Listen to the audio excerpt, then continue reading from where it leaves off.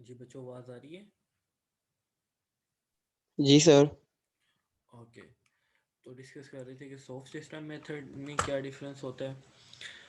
अगर हम elicitation process में सॉफ्ट सिस्टम मेथड यूज़ करते हैं तो इसका मतलब ये होता है कि जो रिक्वायरमेंट्स गैदर कर रहे हैं जो लोग, मतलब आईटी रिलेटेड जो लोग हैं, जो रिक्वायरमेंट्स गैदर कर रहे हैं, वो क्या करते हैं, उनमें से कुछ लोग क्या करते हैं, उस ऑर्गेनाइजेशन में चले जाते हैं और उस ऑर्गेनाइजेशन में जाके खुद से देखते हैं कि एक्टिविटीज़ कैसे परफॉर्म हो रही हैं।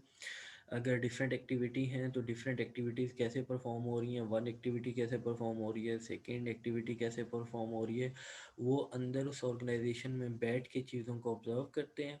और खुद से ऑब्ज़र्व करने के बाद वो क्या करते हैं, वो साथ साथ उन्हें नोट करते रहते हैं कि इनमें ये प्रॉब्लम है, ये प्रोसेस इस तरह इम्प्लीमेंट हो रहा है, ये प्रोसेस अगर ये इंटरलिंक्स कैसे है दूसरी एक्टिविटीज़ के साथ। तो वो लोग खुद से उस ऑर्गेनाइजेशन में बैठ के जिस ऑर्गेनाइजेशन की वो प्रॉब्लम सॉल्व कर रहे होते हैं, उनकी वो क्या करते हैं, जो रिक्वायरमेंट्स होती हैं वो खुद से बैठ के गैदर करते हैं।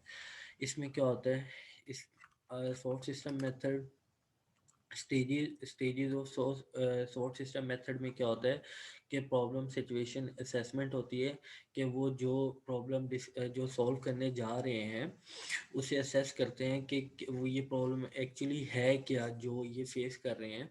उसके बाद वो प्रॉब्लम सिचुएशन डिस्क्रिप्शन, जो प्रॉब्लम होती है, जो जो उनकी उन ऑर्गेनाइजेशन में वो प्रॉब्लम को सॉल्व फेस कर रहे होते हैं, उस प्रॉब्लम को वो क्या करते हैं, डिस्क्राइब करते हैं। हर एक्टिविटी, हर प्रॉब्लम, हर रिक्वायरमेंट के अगेंस्ट उसकी क्या लिखते हैं, खुद से डिस्क्रिप्शन लिखते हैं। Abstract system definition from selected view points. अब हो सकता है कि उसमें डिफरेंट प्रॉब्लम हैं, एक प्रॉब्लम के डिफरेंट एस्पेक्ट्स हो सकते हैं, कि अगर एक फॉर एग्जांपल वो किसी एजुकेशनल सेक्टर में चले जाते हैं, क्योंकि हम सपोज कर लेते हैं कि वो किसी भी एजुकेशनल सेक्टर का प्रॉब्लम सॉल्व करने जा रहे हैं, तो उनका जो एक एक दो जितने भी उनके आईटी रिलेटेड लोग होंगे वो वहाँ पे प्रेजेंट होंगे, और वो हर प्रॉब्लम को डिफरेंट व्यू पॉइंट से ऑब्जर्व करेंगे। हो सकता है कि डिफरेंट पर्सपेक्टिव्स हो सकते हैं एक प्रॉब्लम के, कि जिस तरह मैंने बात की थी कि अगर हम मैप बनाने जाएंगे तो एक मैप डिफरेंट पर्सपेक्टिव में बन सकता है। तो इसी तरह जब वो उस ऑर्गेनाइजेशन में चीज़ों को नोट डाउन कर रहे होंगे, ऑब्जर्व कर रहे होंगे, तो ऑब्जर्व करने के डिफरेंट व्यू पॉइंट हो सकते हैं, तो वो डिफरेंट व्यू पॉइंट से वो क्या करते हैं, चीज़ों को असेस करते हैं और उन्हें डिस्क्राइब करते हैं।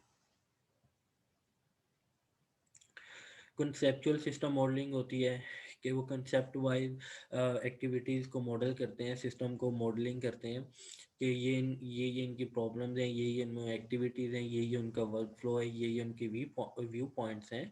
तो उन्हें कंसेप्चुअल वाइज क्या करते हैं, मॉडलिंग करते हैं उनकी। मॉडल रियल वर्ल्ड कंपैरिजन हो सकता है कि अब फॉर एग्जांपल कि वो चीज़ों को रियल टाइम ऑब्जर्व कर रहे हैं।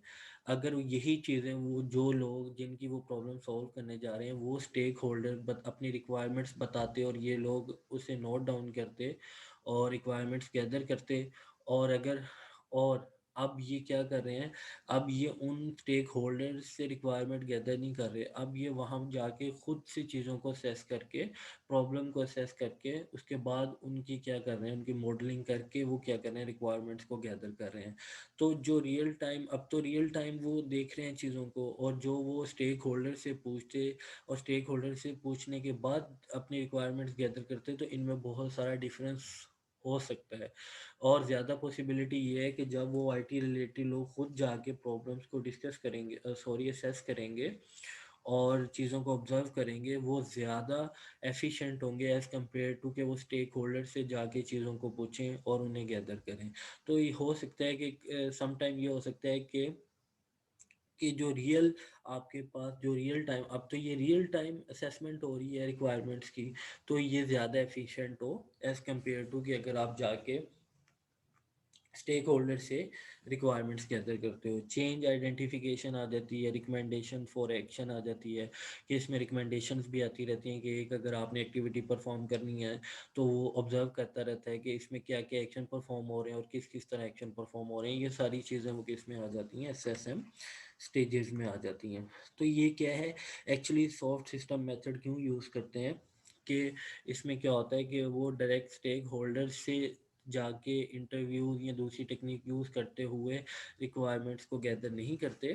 वो खुद से उस ऑर्गेनाइजेशन में उस एनवायरनमेंट का पार्ट बन जाते हैं, और उस ऑर्गेनाइजेशन का पार्ट बनने के बाद वो खुद से ऑब्जर्व करते हैं प्रॉब्लम्स को असेस करते हैं कि एक्चुअली प्रॉब्लम है क्या, और जो प्रॉब्लम्स होती हैं उनके अगेंस्ट डिस्क्रिप्शन लिखते हैं, उनकी मॉडलिंग करते हैं, और उन्हें ऑब्जर्व करके एक रिक्वायरमेंट्स को गैदर कर लेते हैं और स्ट्रक्चर कर लेते हैं।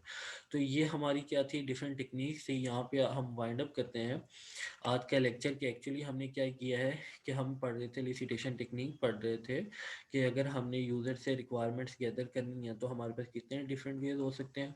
तो आज हमने 3 वेज देखे हैं कि हम इंटरव्यूज़ के थ्रू भी यूज़र से रिक्वायरमेंट्स गैदर कर सकते हैं, सिनेरियोज बना के भी यूज़र से रिक्वायरमेंट्स गैदर कर सकते हैं, और सॉफ्ट सिस्टम मेथड जो कि इनफॉर्मल मेथड है, इसे यूज़ करते हुए भी अपनी रिक्वायरमेंट्स को गैदर कर सकते हैं। अभी तक जो हमने पढ़ा है इसमें किसी का कोई क्वेश्चन हो, कोई क्यूरी हो, वो बच्चा पूछ सकता है अभी।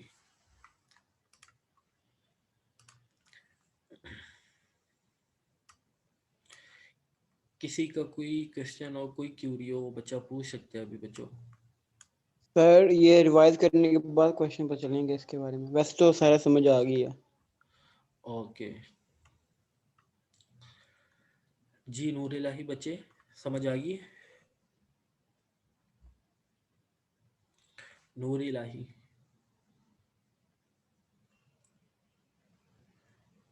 रीदा बच्चे समझ आ गई है?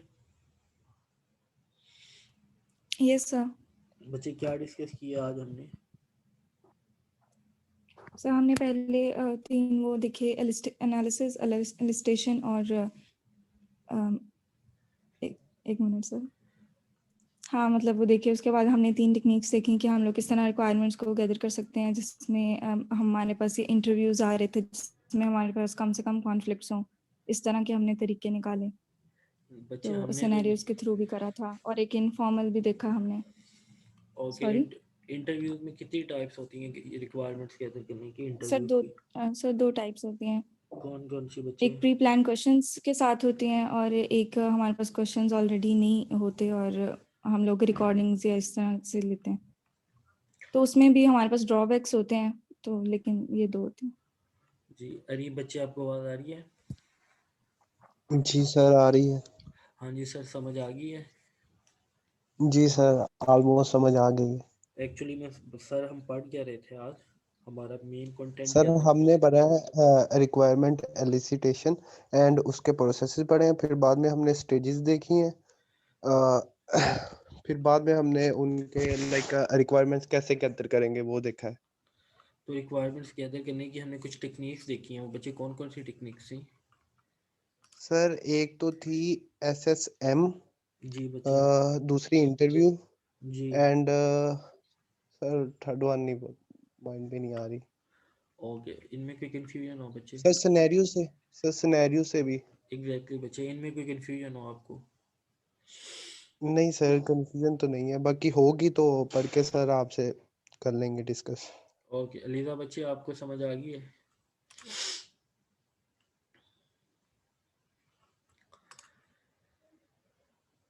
अलीजा नहीं। मोहित बच्चे, आपको आवाज आ रही है? यस मोइज, यस सर, अस्सलाम वालेकुम। भाई साहब बच्चे, समझ आ गई है? यस सर, जब कब मैं आया हूँ तब की आ गई है। आप कब आए थे बच्चे? सर मैंने ये सेकंड सेशन ज्वाइन किया है, मैं ना वो बाहर था तो वापसी आके बस नमाज पढ़ी तो ज्वाइन कर लिया मैंने। हाँ जी, तो आपने आप क्या क्या सुना है, आपने क्या क्या चीज़ें डिस्कस की सर हमने बस उनसे? ये जो मेरे सामने यही मैंने सुना है, एनालाइज चेक। बस यही सुना है? Yes sir. इसके बाद हमने टेक्निक्स डिस्कस की हैं वो? यस सर, ये टेक्निक्स होगी, interview, scenario, soft system. Scenarios में किस तरह हम रिक्वायरमेंट्स गैदर करते हैं? सर रिक्वायरमेंट गैदर करने के लिए हमें सबसे पहले तो मतलब कि यूजर का पता होना चाहिए कि यूजर क्या चाहता है। हम एक डॉक्यूमेंटेशन तैयार करते हैं जिसमें उसकी प्रॉपर नहीं रिक्वायरमेंट नहीं नहीं हम बच्चे गैदर बच्चे करते हैं कि बच्चे उसे किस तरह का सिस्टम चाहिए, सिनेरियो क्या है हमारे पास। बच्चे मैं पूछ रहा हूँ कि अगर हम सिनेरियोज की टेक्निक यूज़ करते हुए रिक्वायरमेंट्स गैदर करते हैं तो सिनेरियोज में कैसे काम करते हैं हम, कैसे रिक्वायरमेंट्स गैदर करते हैं हम? सर सिनेरियो में तो हमें पहले ये पता चाहिए ना कि सिनेरियो किस चीज़ का, किस बारे में सिनेरियो है, कि आया वो जो सिस्टम बनवाना चाह रहा है वो किस बारे में सिस्टम है, वो सिस्टम क्या फंक्शन परफॉर्म करेगा, उस लिहाज से वो सिनेरियो होगा। ठीक है बच्चे, थैंक यू। किसी बच्चे का और कोई क्वेश्चन नहीं है बच्चों? अभी तक तो नहीं सर। ओके बच्चे, आप लोग ऐसे करो, चैट में अपनी अटेंडेंस सेंड कर दो सब लोग।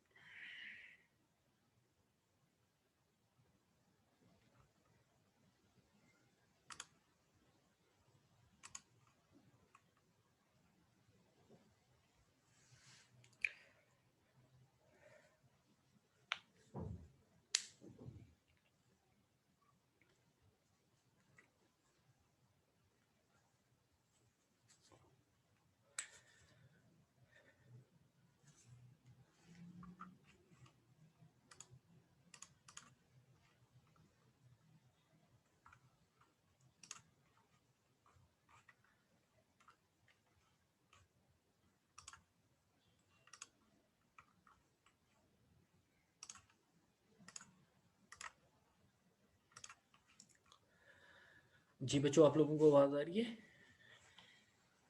जी सर। अच्छा, हमने लास्ट लेक्चर में एक टॉपिक पढ़ा था रिक्वायरमेंट्स डॉक्यूमेंट का, शायद आप जी लोगों को सर। याद हो। आपका एक क्वेश्चन भी आया था मिड का कि आपको एक केस स्टडी दी थी जिसकी आपने IEEE स्टैंडर्ड को यूज़ करते हुए उसकी क्या करना था, उसकी रिक्वायरमेंट्स को डॉक्यूमेंट करना था। ऐसे ही है बच्चों। जी सर। जी अब सर। आप लोगों की असाइनमेंट ये है कि आपने हर बच्चे ने एक डिफरेंट केस स्टडी उठानी है, एक प्रॉब्लम उठानी है जिसके अगेंस्ट कोई भी सिस्टम बनाना है हमने। ओके, उस केस स्टडी को यूज़ ओके करते सर। हुए आपने जिस तरह, आपको वही सेम क्वेश्चन है कि आप लोगों ने मिड में क्या किया था कि मैंने आप लोगों को एक केस स्टडी दी थी जिस पे आपने IEEE स्टैंडर्ड को यूज़ करते हुए रिक्वायरमेंट्स को क्या किया था, डॉक्यूमेंट किया था। वो मेजॉरिटी ऑफ द स्टूडेंट्स क्या था कि उन्होंने गलत एक्सप्लेनेशन दी थी। आपने क्या करना है कि सब बच्चों का वो क्वेश्चन गलत था। आप लोगों ने कोई भी केस स्टडी उठानी है, अपनी मर्जी से केस स्टडी उठानी है, उसके ऊपर IEEE स्टैंडर्ड के जितने पॉइंट्स हैं, जितने स्टेप्स हैं, उन्हें क्या करना है, परफॉर्म करना है। और उस केस स्टडी में जो चीज़ें हैं उन्हें यूज़ करते हुए उन स्टेप्स को आगे क्या करना है, एक्सप्लेन करना है, ना कि आपने जस्ट एज अ डेफिनेशन उन स्टेप्स को डिस्क्राइब करना है। क्लियर है? Okay sir. असाइनमेंट आपकी ये है कि आपने हर बच्चे ने एक डिफरेंट केस स्टडी क्या करनी है, सर्च करनी है। उस केस स्टडी पे IEEE स्टैंडर्ड को के टेम्पलेट को यूज़ करते हुए आपने अपने जो डॉक्यूमेंट है, उस रिक्वायरमेंट है, उसे डॉक्यूमेंट करना है। और आपने हर स्टेप की जो एक्सप्लेनेशन है वो उस केस स्टडी को यूज़ करते हुए एक्सप्लेन करना है, ना कि जस्ट एज अ डेफिनेशन उस स्टेप को एक्सप्लेन करना है। क्लियर है बच्चों? जी सर। Excuse me sir. जी बच्चे। सर सेम क्वेश्चंस है, हमने उन्हीं वही स्टेप्स लिखने हैं और वही केस स्टडी को बस यूज करना है, बस केस हमारा डिफरेंट होएगा। केस स्टडी आपने अपनी मर्जी से लेनी है, वो वाली केस स्टडी नहीं लेनी बच्चे। और हर बच्चे ने डिफरेंट केस स्टडी लेनी है। ठीक है सर। सर अब हमने जो लास्ट टाइम करा था वो भी तो सिनेरियोस को लेके ही करा था, आपने कहा सबका गलत है, तो आप बच्चे बता दें मैंने फिर हम इस बार सही करेंगे। बच्चों ने क्या किया हुआ था, जस्ट जिस तरह आपकी स्लाइड में उन स्टेप्स को क्या किया हुआ था, एक्सप्लेन किया हुआ था कि इस पॉइंट में हमने क्या लिखना है। इस पॉइंट में लेट्स सपोज उसमें एक फंक्शनल रिक्वायरमेंट्स का टॉपिक था, एक नॉन फंक्शनल का एक स्टेप था। तो उन्होंने जस्ट फंक्शनल रिक्वायरमेंट्स को वहाँ पे एक्सप्लेन किया गया था। उन्होंने ये नहीं किया था कि उस केस स्टडी में से जो फंक्शनल रिक्वायरमेंट्स बनती है उन्हें उठा के उनको लेके उस स्टेप पे परफॉर्म किया हो। जी अच्छा, ठीक ठीक। उन्होंने जस्ट क्या किया था, जस्ट उस जो पॉइंट था उसे एक्सप्लेन कर दिया कि ये फंक्शन रिक्वायरमेंट है, तो फंक्शन रिक्वायरमेंट कौन सी होती हैं, तो यहाँ पे फंक्शनल रिक्वायरमेंट्स लिखते हैं। ऐसा नहीं करना, आपने उस केस स्टडीज में से जो भी उस स्टेप से रिलेटेड चीज़ें होंगी, क्रीडेंशियल होंगी, उन्हें वहाँ से सर्च आउट करना है और उस पॉइंट में आपने क्या करना है, पेस्ट करना है। ठीक है सर।